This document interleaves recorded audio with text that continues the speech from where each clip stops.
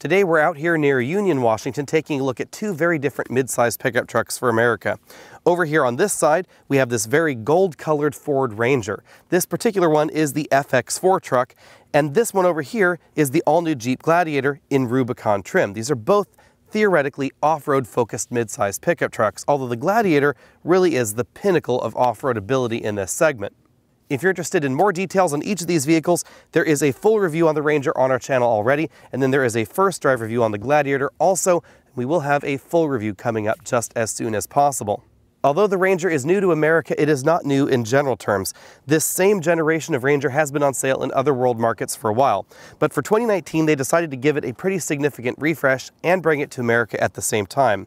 That worldwide provenance is probably why this doesn't look exactly like a Ford F-150 up front. This in some ways looks a little bit more like their passenger car lineup. We have big headlamps over here, not quite as bold a grille that we find in the F-150, fog lamps down below, and then since we're in the off-road trim, we have tow hooks up front, well-integrated parking sensors, but the bottom part of this bumper is metal, which is something that you don't find in, for instance, compact crossovers out there. So the entire bumper, even though it's painted, that's all metal. Moving over here to the Jeep Gladiator, the resemblance between this and the Wrangler is instantly noticeable. Although this is not exactly a Wrangler pickup truck. It shares some components with the Wrangler, but actually a large portion of this has been completely redesigned for pickup truck duty. For instance, this grille appears to be the same as the Wrangler, but it actually is larger in order to allow more cooling for the towing ability. Borrowed from the Ranger, however, is the overall front bumper design. These side sections are removable to give you a better approach angle if you're going to be doing some rock climbing right there. We have red tow hooks up front, and the center section can be removed and a winch can be installed right there. This definitely has the classic rugged good looks that we've expected from the Jeep brand for a while. Very much like the Wrangler, the hood opens from the outside. There are catches on each side and then a quick lever pull there to actually open up the hood. To create the Gladiator, Jeep decided not to just take the Wrangler Unlimited and then stick it on a different frame with a bed in the back. They decided instead to give us a bigger cab to make this more competitive in the mid-size truck segment. So that's why you can see that we have the same doors as the Wrangler Unlimited, but this angle right here that would mate with this wheel back here, this wheel arch in the Wrangler Unlimited, is actually considerably further forward. When it comes to overall size comparisons, this is actually about 8 inches longer than the Ford Ranger, which actually surprised me a little bit because on the surface it doesn't necessarily look that big until you park it next to the Ford, and then you realize that this is actually a little bit longer. That gives us a nice long cargo bed back here, a little bit more generously sized than what we find in the Ranger, and then a bigger cab right back here as well. Meanwhile, over here in the Ranger, the tidier dimensions definitely make this a little bit easier to park, and the side view is definitely more modern pickup truck than off-road vehicle like we find in the Jeep. Because of customer preferences and of course corporate average fuel economy standards in the United States of America, small pickup trucks like this aren't really as small as they have been. In fact, you can actually get half-ton pickup trucks that are shorter than the Jeep Gladiator right over there. Under the hood, we have very different engine lineups. The Jeep starts out with a 3.6-liter V6 gasoline engine, produces 285 horsepower and 260 pound-feet of torque. Jeep tells us that there will be a 3-liter turbo diesel coming sometime this calendar year. Both engines will be mated to an 8-speed automatic transmission, sending power to all 4 wheels by default. Over here in the Ranger, we have a 2.3-liter turbocharged engine that's been borrowed out of the Mustang, but things have been detuned a little bit for pickup truck duty. So it produces 270 horsepower and 310 pound-feet of torque. A little bit less horsepower than we find in the Jeep, but definitely more torque. We also have more gears under the hood of the Ford Ranger because this now uses the same 10-speed automatic transmission that we find in the larger F-150. Towing figures are pretty similar between the two. The Ranger will tow 7,500 pounds when properly equipped. The Gladiator, 7,650, so it does beat this by a small amount. As always, the exact options that you have chosen on your vehicle will dictate the overall towing and payload figures. The biggest factor when it comes to Gladiator towing is which transmission you select because it is available with a 6-speed manual transmission, whereas the Ranger comes standard with the 10-speed automatic. If you get the manual transmission in the Gladiator, then it will drop towing down to as low as 4,000 pounds. However, it is worth noting that the Rubicon right behind me will still tow 7,000 pounds with its 8-speed automatic transmission. That is definitely higher than most of the off-road competition. For instance, if you take a look at the Toyota TRD Pro package available in the Tacoma, it will drop towing ability well below 7,000 pounds. As with towing, payload capacity will vary based on the options that you've selected. Things will top out in the Ranger at 1,860 pounds maximum, 1,600 pounds maximum back there in the Jeep. As we've tested them today, the Ranger came in at 1,442 pounds, whereas the Jeep came in at 1,153. We see something very similar in the Ranger lineup to the F-150, where this, generally speaking, will have higher payload capacities versus comparably equipped models from the competition. Comparing the cargo beds, you'll instantly notice that the Ranger's bed is definitely deeper than what we find in the Gladiator. Jeep decided to drop the sides down a little bit to give better sight lines out the back of the Gladiator, but that does have the effect of making the overall bed dimensions a little bit different. Now, the bed in the Gladiator appears to be a little bit longer than this, but the shallowness means that you could actually fit more volume of stuff back here in the Ranger than we can in the Jeep. On the other hand, it does mean that it's a lot easier to grab items that are back here in the bed, because with me just standing right here on the ground, I could very easily put my palm flat right there on the cargo bed. So depending on exactly what you're looking for in a truck, one of these may be the best option for you. When it comes to front seat comfort, I think this Gladiator falls behind the Ranger just a little bit. The front seats are not powered, likely because this vehicle was designed to be able to weather a little bit more than the average truck out there. With the doors removed, the windshield down, the top off, etc., if you did go through a rainstorm, things would be getting a little bit wet inside.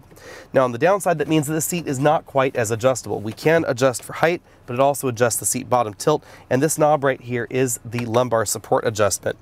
You move the seat backwards and forwards with the bar under the seat, just like most seats out there. Taller drivers may notice that this seat does not move as far back as some of the competition, even though the cab overall is a little bit bigger than a lot of those other options out there. We do have a tilt telescopic steering column, but the range of motion is pretty minor.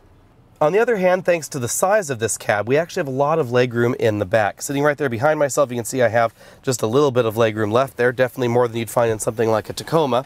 There's also a reasonable amount of room right here in the middle. I have about an inch of headroom left. And if I move all the way over to the right side, with this front seat all the way back in its tracks, you can see I still have about an inch of legroom left overall.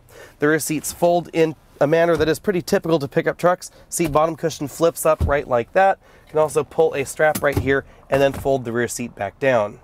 Moving over to the Ranger, the first thing you'll notice back here is overall headroom, because my head is actually touching the ceiling if I sit upright back here. That's definitely something that we don't see in the Gladiator. Overall legroom is fairly similar.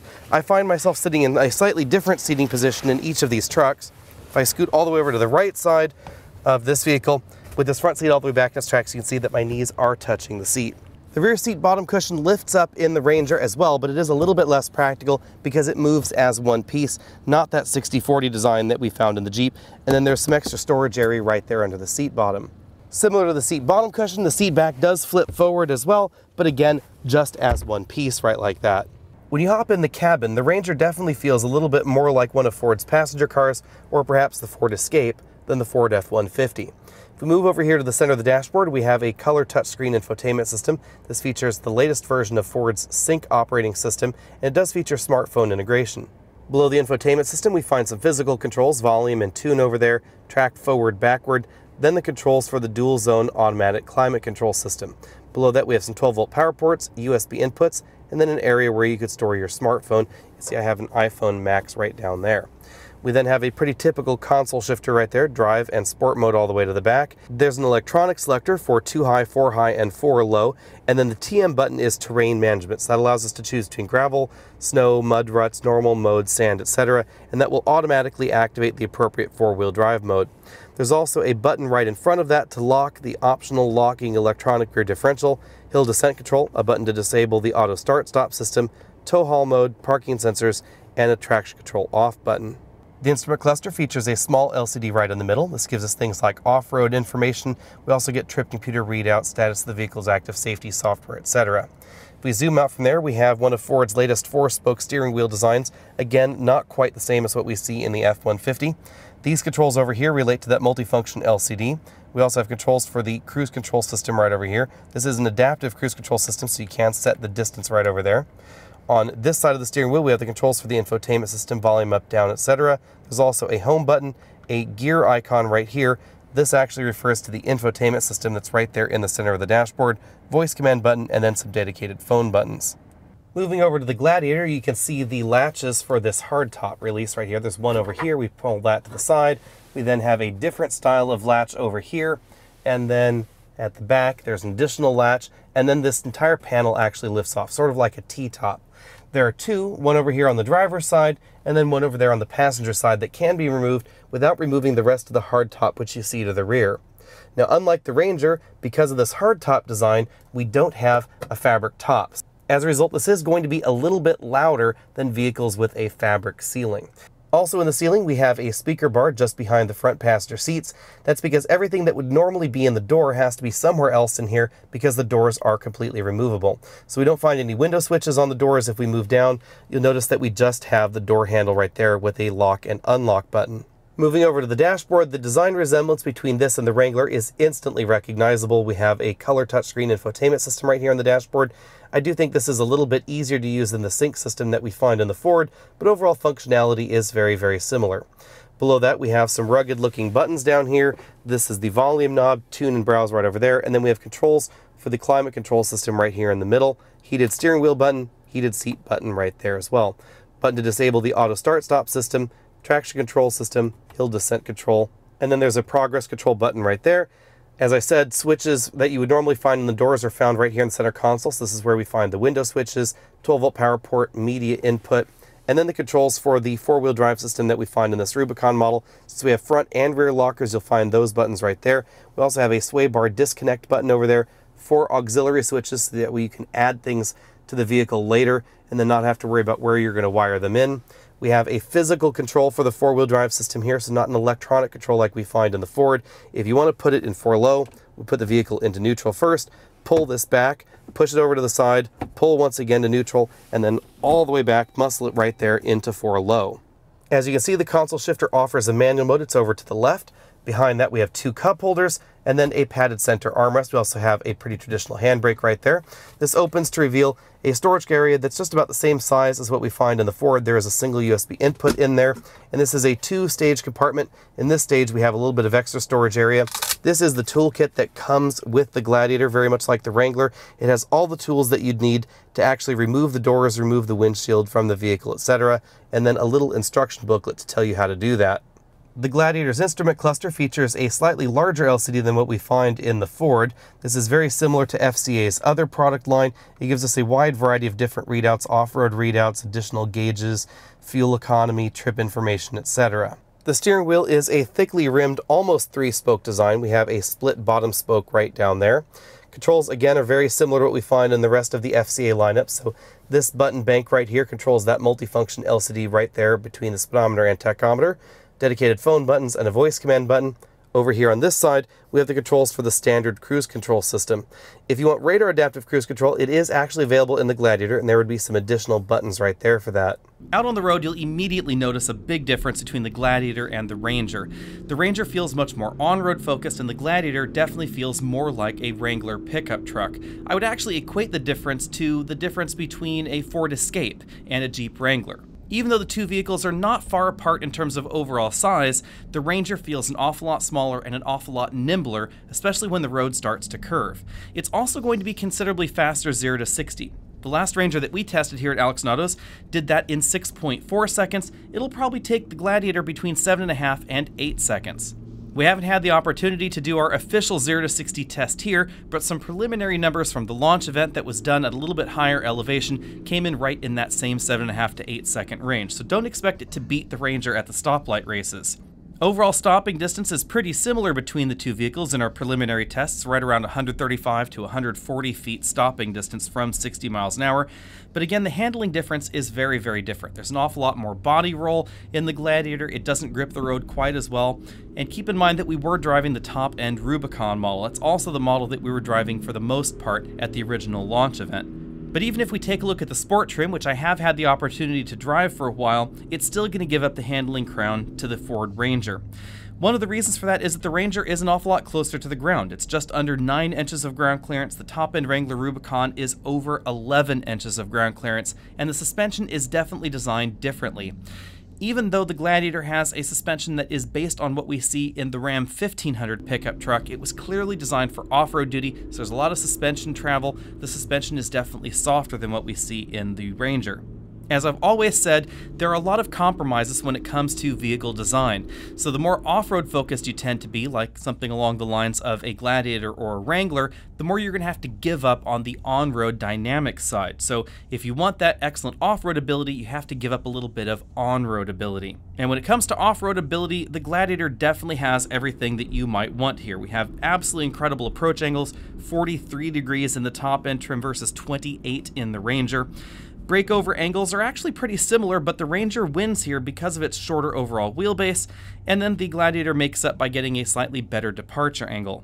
And now to the nitty-gritty. How much are these guys going to cost? The Gladiator is going to be the more expensive option here.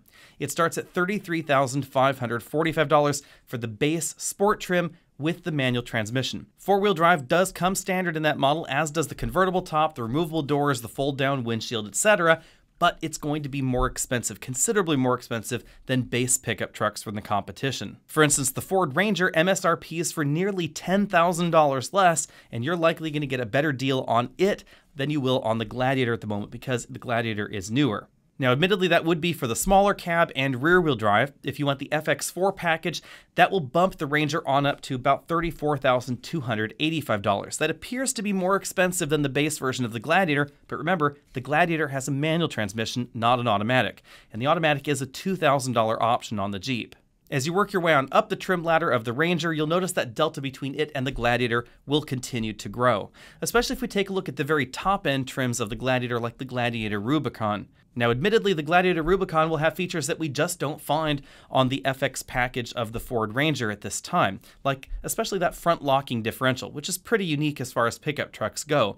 If you want a pickup truck from the factory in America with a front locking differential, you really don't have too many options. You could get something like the Jeep Gladiator or the ZR2 version of the Colorado pickup truck or something like a Ram Power Wagon, but those are very different vehicles overall than what we see here. Be sure and hit that subscribe button if you haven't already done so down there at the bottom of your screen, because we will have our hands on the Jeep Gladiator coming up in about a month and a half or so. At that point in time, we will have a more detailed video comparing these two videos and, of course, other direct competitors to the Jeep Gladiator. But at the moment, I can definitely say that the Gladiator looks cool. It's an awful lot of fun. If you really want that open-air driving experience, that is going to be the only truck to get for you. Also, if you want some of those higher payload and towing capabilities in the very off-road capable pickup trucks, it's going to be an excellent option because we do get more towing and more payload ability in it than something like the Colorado ZR2. But on the other hand, if you're looking for something that's going to be a little bit better for commuting, a little bit quieter on the inside, and you don't need the ability to remove the roof, remove the windshield, remove the doors, etc., I think the Ranger is going to be a better buy overall. It's just not going to be as off-road capable. The Gladiator is singularly focused in its off-road mission, whereas I think that the Ford Ranger is better rounded overall. The Ranger will definitely go places where the Ford Escape couldn't go, but it will still handle your daily commute and the school run just like a regular pickup truck in America. Be sure and let me know what you think about all that down there in the comment section below. Hit that subscribe button if you haven't already done so, and be sure and find us over at facebook.com/AlexNautos. I'll see you next week.